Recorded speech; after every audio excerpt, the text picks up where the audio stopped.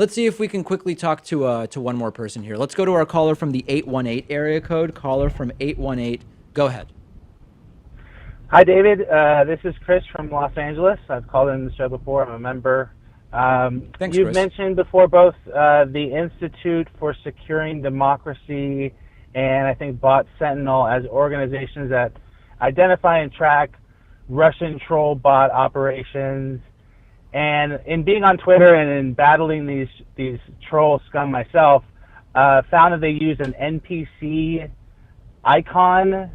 And just curious, what was my question? What do you think U.S. citizens should do to combat the disinformation and lies propaganda spread by these Russian troll bots? Yeah, so first and foremost, you've got to critically analyze primary sources of news. So anytime you are seeing a hashtag movement, dogpiling on Twitter, linking to a particular article, you always, on any issue you're trying to understand, you've got to go to the primary sources that are reporting it and critically analyze those for yourself.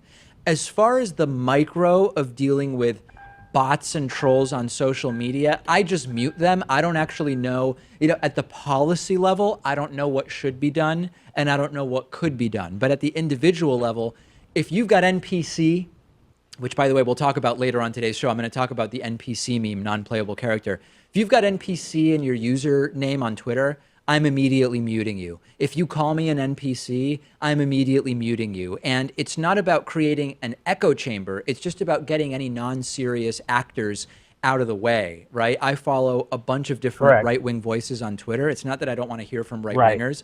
It's just you've got to get the deliberate disinformation out of your ecosystem.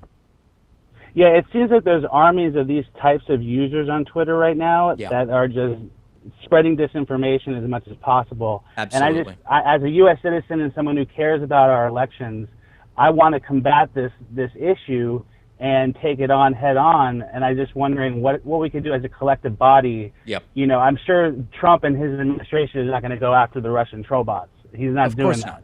He doesn't have a cyber army ready to deploy. Yeah. But I'm just curious what your thoughts are, and I'm glad you bring up the issue, and please talk about it more. I will continue to. This is a top issue right now. Yeah, absolutely. Thank you so much for the call. We will take a quick break. Sorry to everybody we didn't get to. 20 people holding. Jeez. But not today. I apologize. We will take calls again next week. Audience questions after the break.